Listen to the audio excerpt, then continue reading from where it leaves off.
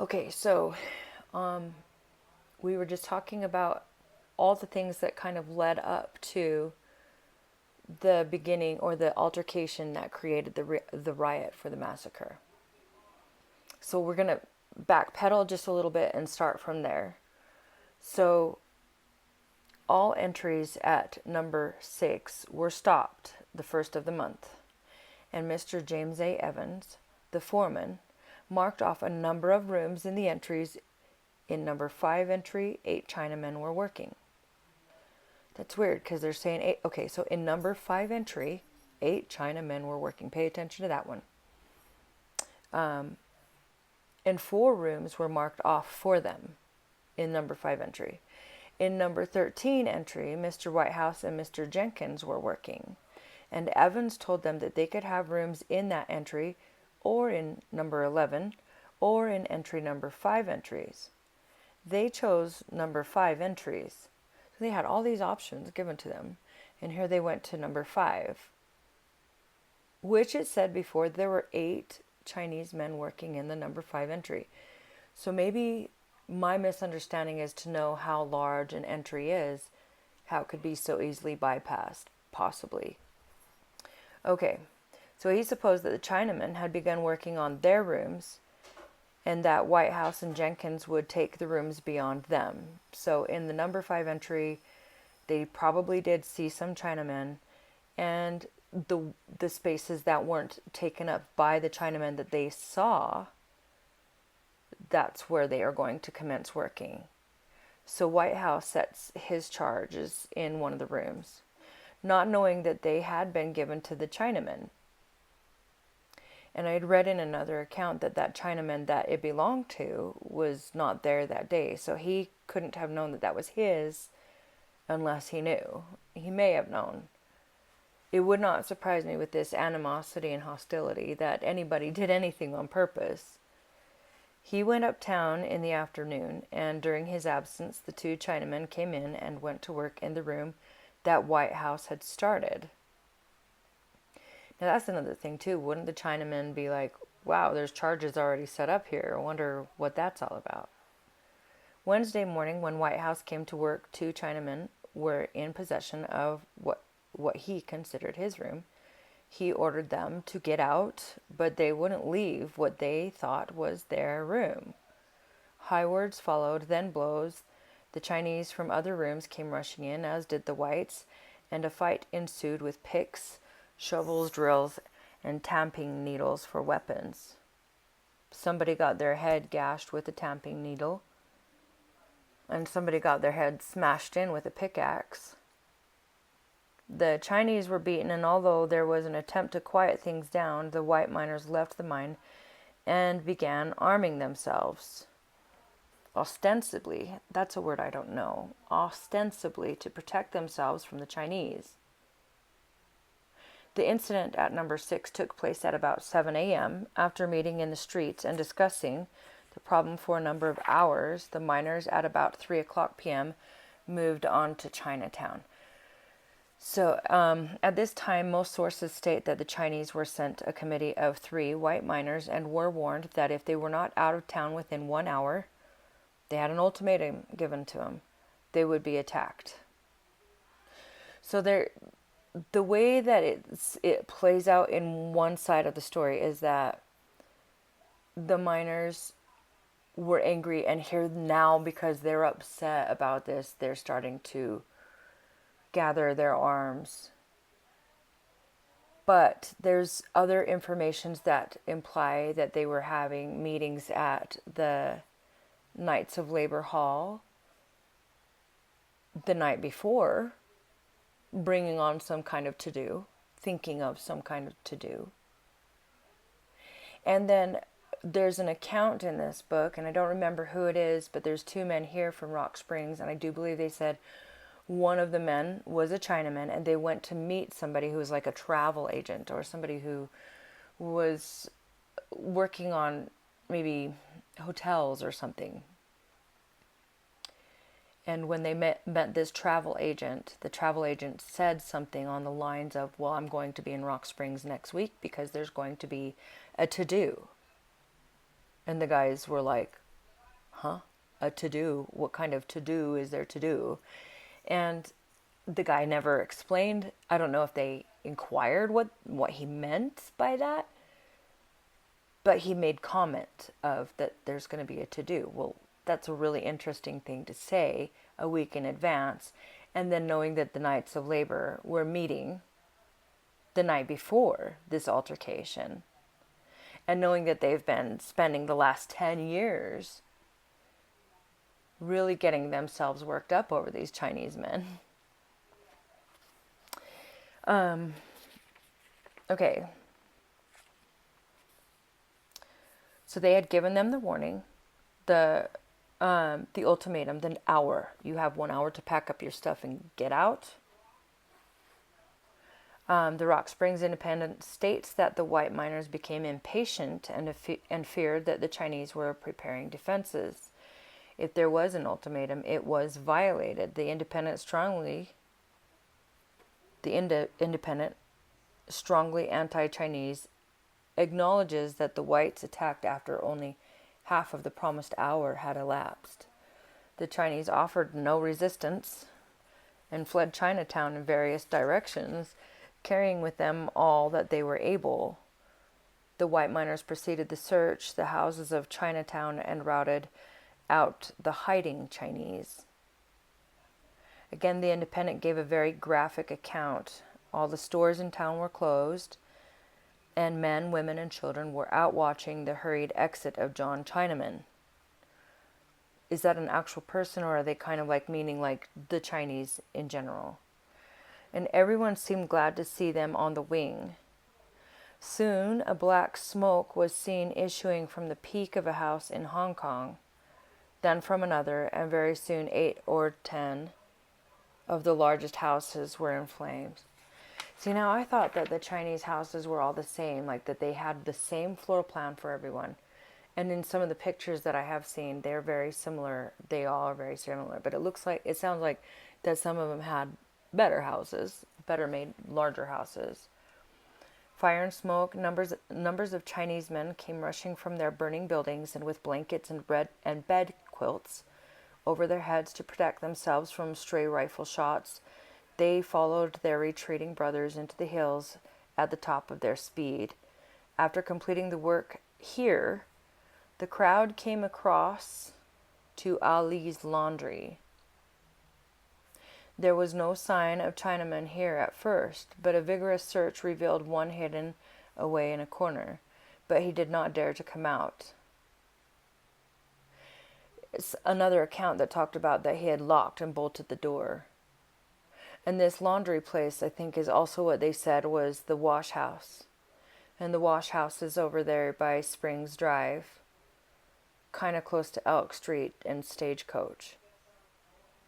I stopped by there, and I'll put some video content on it, on what it looks like. But he did bolted the door. That didn't stop him, though, because a rush through of them followed. A rush through the door followed. Then came a scuffle.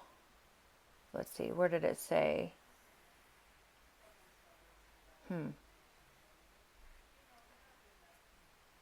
Then the roof was broken through. That's what I'm remembering. In this wash house, the roof was broken through and shots were fired to scare him out. But a shot in return showed the Chinaman was armed.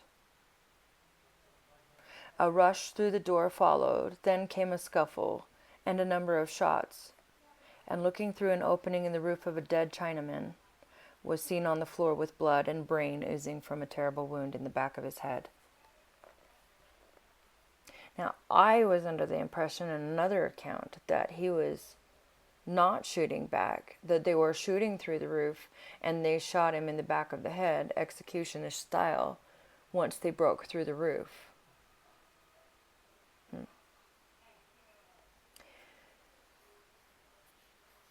Dave Thomas gives this commentary.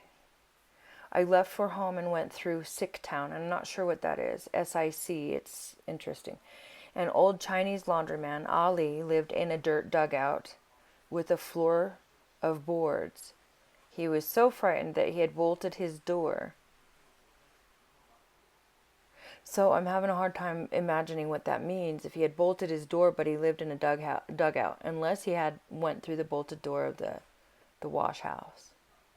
But the fiends were not to be cheated of their prey, so they came through the poor old man's roof, and murdered him ruthlessly.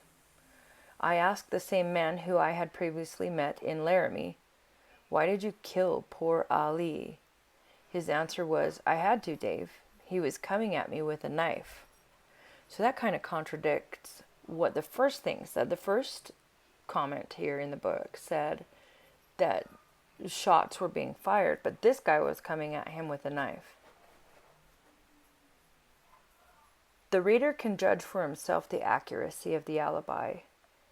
I'm having a hard time thinking of what the accuracy of any of these alibis are. After breaking through a man's roof and shooting him in the back of the head, but dead men tell no tales. So, House reports first session, let's see here.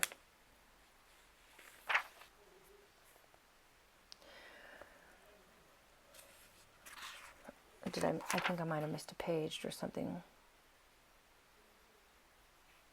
So we talked about them carrying things over their heads, trying to get away from the scattered shots. So I'm missing something here. Okay, so Joe Young, the sheriff, came from Green River, and he was trying to gather a posse of men to stop the chaos.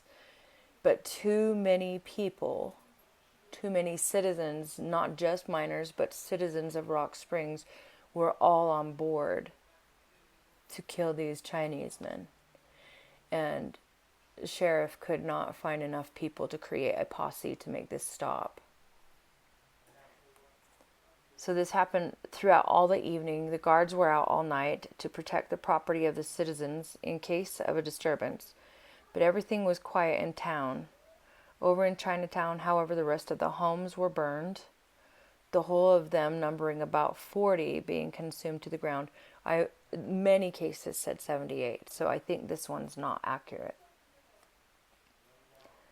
Houses at number 6 were burned. When they say number 6, I'm thinking they mean my number 6, which is all the way across town where the Outlaw Inn is.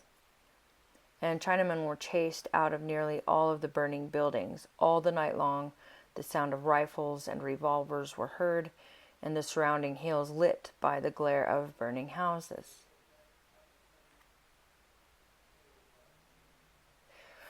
It's interesting because I was just thinking about how Santa Monica was just on fire, and thinking about a portion of 78 houses, how that would look, how devastating that would. It'd be a lot of destruction. And I know Santa Monica had more than that. Like, I'm not trying to compare it, but thinking about what we saw on video, that everyone saw on video while these things were happening, the devastation. And then comparing that to what was happening here with homes of the Chinamen, it would have been still kind of a very gut-wrenching, devastating sight, I think. So on the morning, let's see.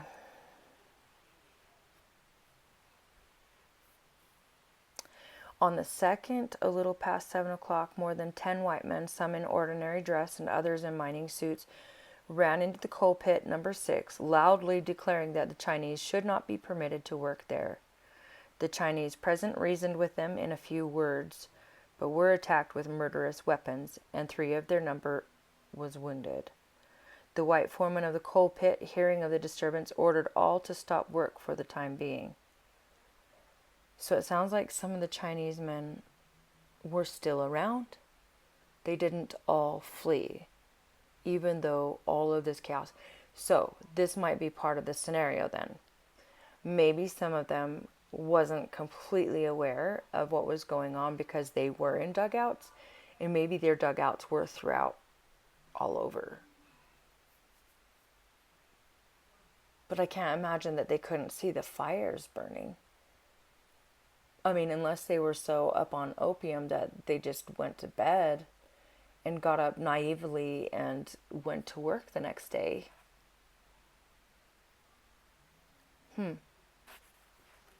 Because the rest of everything that happened is Union Pacific heard the massacre was happening, so they were running a train to head south to Evanston. They were running a train slowly from Rock Springs to Green River so that the Chinamen who were fleeing could catch on to the train and be taken down to Evanston.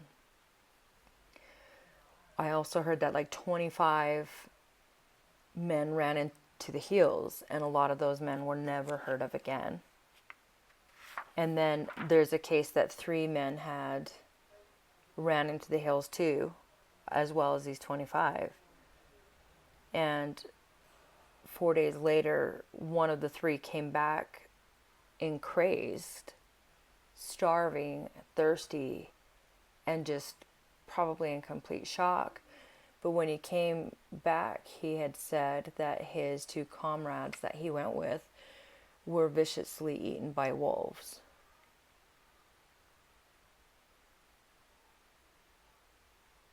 Then dealing with the cold and being out in this terrain, it's not luscious.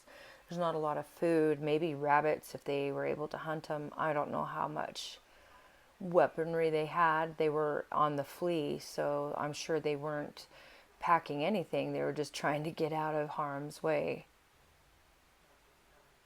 So here these men were out without any kind of weapons to hunt, to keep themselves alive, or protect themselves from a pack of wild wolves.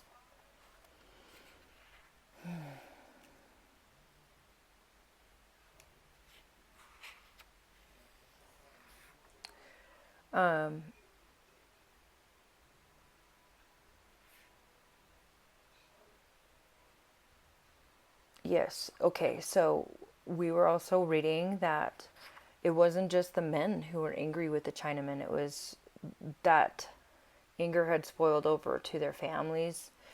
And an updated Rock Springs Independent said quite a number of women were noticed who seemed anxious to assist in driving out the Chinese and were able to handle a revolver with considerable dexterity.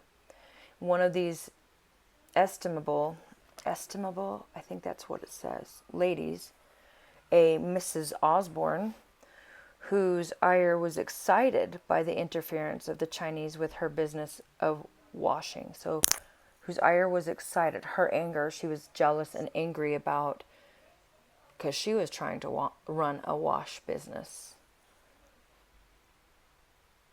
She made her boast, which was corroborated by witnesses, that she had killed 2 of the victims. She was not only unmolested, but is applauded for her public spirit.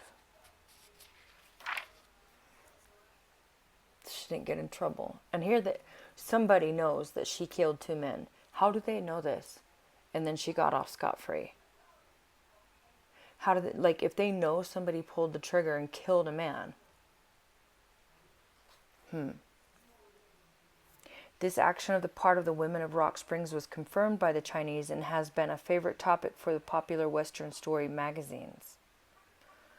Although there were few women engaged in the actual shooting, they were quite active in the looting of the Chinese homes that followed the violence itself. Thomas tells the story of a woman who stepped over the body of the murdered Chinese laundryman, Ali. And I'm guessing because Mrs. Osborne, was trying to run her own laundry. Why would she take it? I mean, unless it was valuable. But anyways, stole the packages of laundry, which were prepared and ready for delivery. The stories of atrocities were too numerous to be repeated here.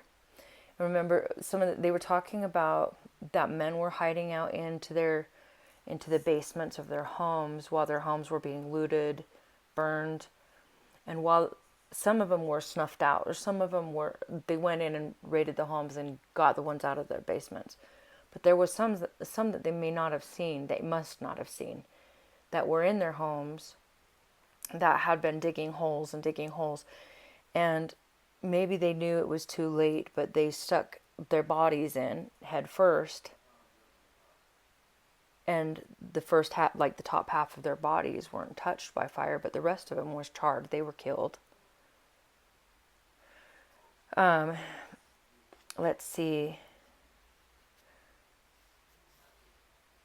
Most fled towards Evanston, and they were carrying whatever they could carry down the line of the railroad, and many were served by train crews who were alerted to pick up all Chinese found along the line and take them to Evanston.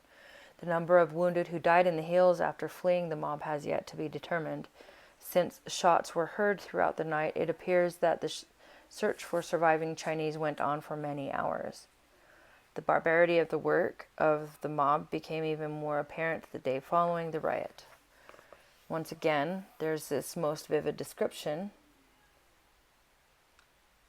exposed the barbarism of the West. A look around the scenes of the previous day's work revealed some terrible sights. Thursday morning, in the smoking cellar of one Chinese house, the blackened bodies of 3 Chinamen were seen.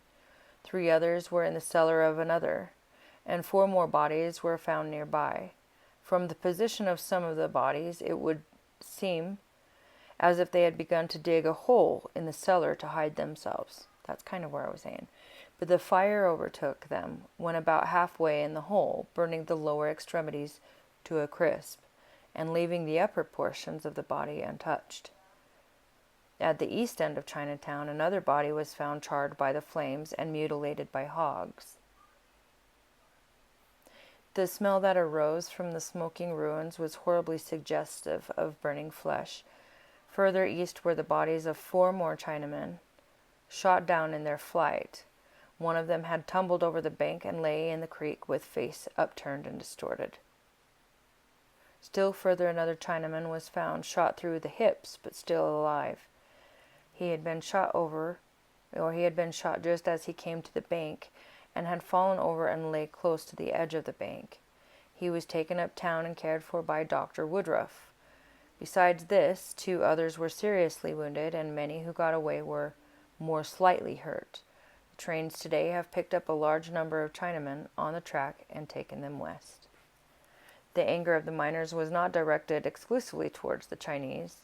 The management of the Union Pacific, due to its responsibility for bringing in the Chinese, came in for its share of abuse. The mine foreman Evans was ordered by a committee of the miners to leave on the evening train, which he did, as was mentioned earlier. And then the company responsible for hiring the Chinese laborers was Beckwith, Quinn and Company.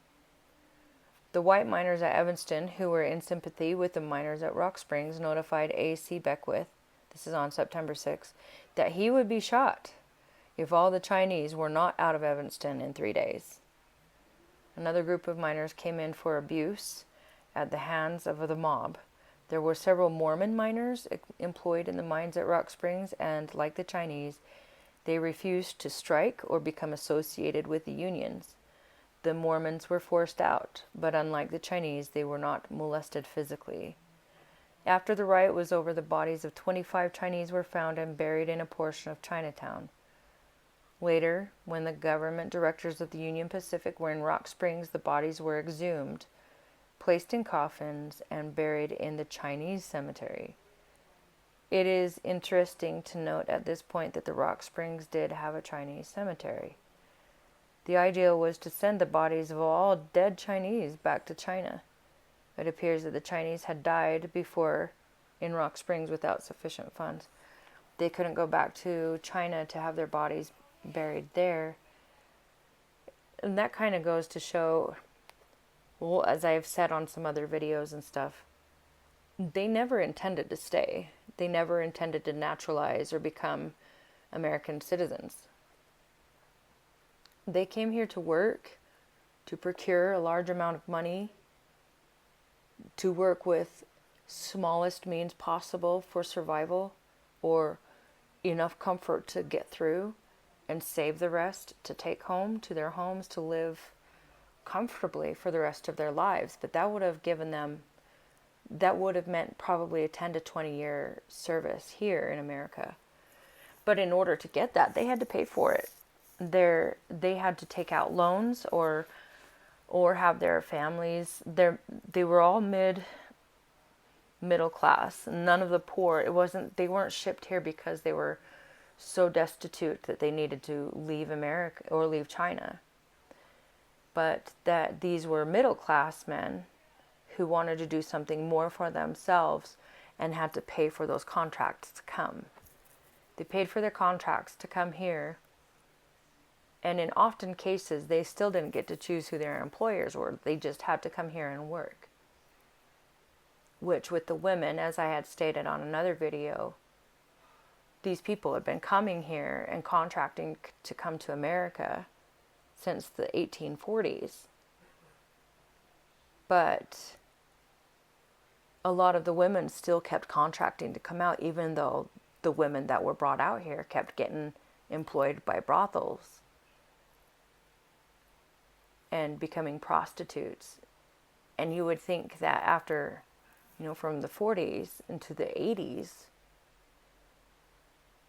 40 years of this being something they do, they would have investigated what they're going to expect by coming out here. And maybe they were willing. Maybe they were willing to take on that role. Maybe their destitution or how many, because it was overpopulated, maybe it was just such a struggle to be anything out there that they'll do anything regardless of morals. But they were still a docile people. And they did have morals. They didn't want to fight. They didn't want to, as you can see, they didn't rise up in arms against them, against the miners. They should have. They could have. And if they would have won. If all of them had weapons, if all of them had rifles too. Because, as I understood at some point, there were way more Chinese miners than there were white miners for some time. And that's because the white miners weren't good workers and the Chinese were getting the jobs done, and it didn't make any sense to hire people that were going to cost them more. The white miners costed double. But then maybe their workload was a little bigger because their frames and stuff are bigger, maybe. I'm not really sure.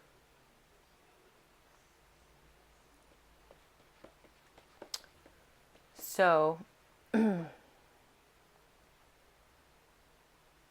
yeah, I've been thinking about this and investigating this a lot and reading different books on it. And this one gave a better account on what came before the Chinese getting here, what their mindset might have been like, what their intentions were, that they weren't coming here to become citizens. But as I had said in other videos, a lot of the people who were angry about them for not cooperating or, becoming, adapting as an American, these people from other countries were, they were naturalized. They weren't citizens. They hadn't started their paperwork or started going to the classes that they needed to become citizens. They were doing their thing. I mean, it's kind of hard to tell that you're not being Americanized if you're going to the bar and drinking if you're Irish, because that's an Irish tradition, and not just Irish, but a lot of those other England, European countries, and alcoholism out there is a big thing. And so coming here and indulging in that kind of behavior may have been them still being loyal to their country. And we wouldn't know. But yet the